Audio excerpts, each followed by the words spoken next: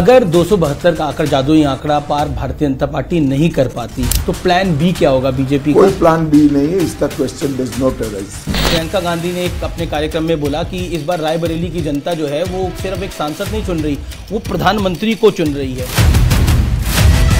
वो भी जान रहे हैं, मुझे तो मालूम नहीं, मगर उनका वैकेशन का प्लान भी तय होगा 4 तारीख के बाद का। ऑपोजिशन का मानना है कि बीजेपी राम मंदिर को भी पॉलिटिसाइज कर रही है। उनको देश की जनता को बताना चाहिए कि राम मंदिर की प्राण प्रतिष्ठा में वो लोग क्यों नहीं गए। ये एपीसमेंट की पॉलिटिक्स करने के लिए नहीं। आरोप लगाते हैं कि विपक्ष जो है वो इस देश को शरिया के हिसाब से चलाना चाहता है। अपने घोषणा पत्र में कहा है कि हम पर्सनल लॉज को इंट्रोड्यूस करेंगे, तो पर्सनल लॉ कौन सा है? संदेश खाली एक बड़ा टर्निंग पॉइंट रहा बंगाल के इलेक्शन का। संदेश खाली चुनावी मुद्दा नहीं है। एक महिला मुख्यमंत्री के नाक के नीचे सालों तक धर्म के आधार पर महिलाओं का शोषण होता रहे, इससे ज्यादा शर्मनाक बात कोई हो ही नहीं सकती।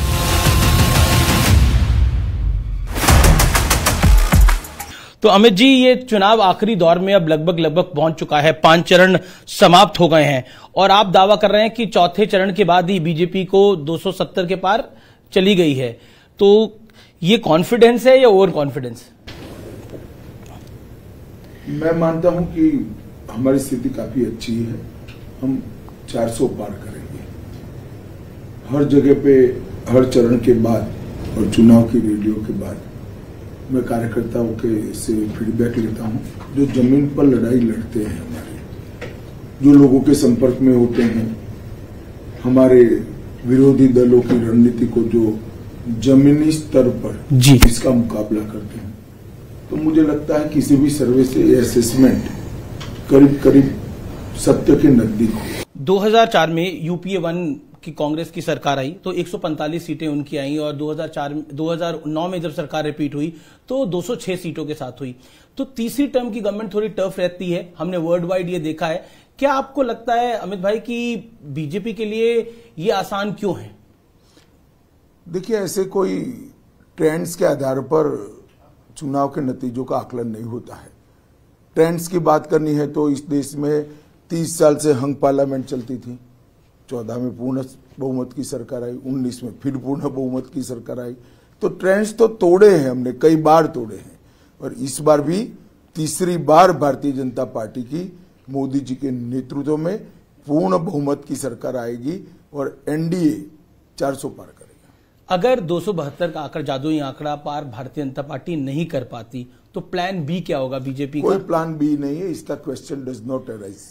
जी, प्रियंका गांधी ने एक हाल ही में इंटरव्यू दिया था और उस इंटरव्यू में कहा कि कांग्रेस की वजह से इस देश के अंदर लोकतंत्र है। अगर एक चाय वाला भी प्रधानमंत्री बना है तो वो कांग्रेस की देन है।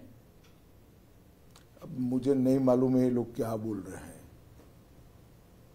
कांग्रेस पार्टी की वजह से देश के लोकतंत्र पर भयंकर कुठाराघात कई बार हुए।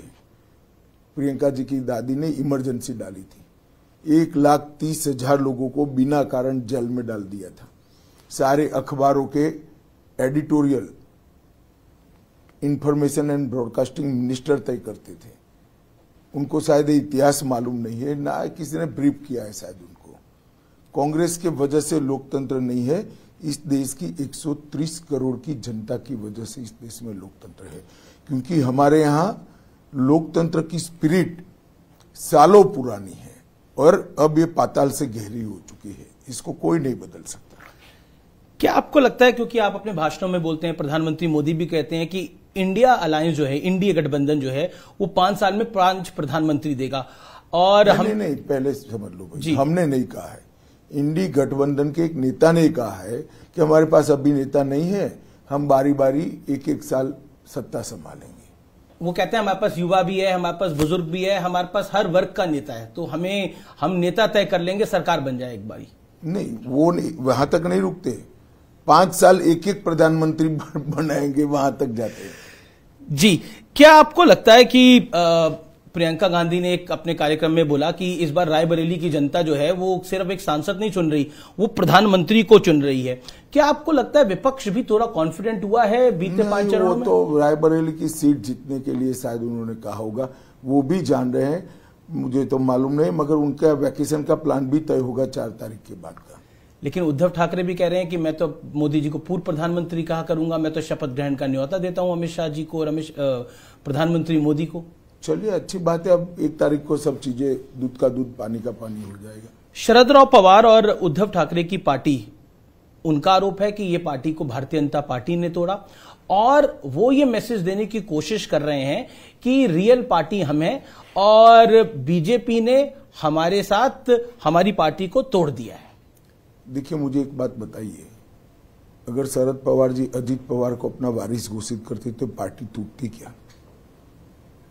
और उद्धव जी अपने बेटे की जगह एकनाथ शिंदे को आगे करते तो पार्टी टूटती क्या?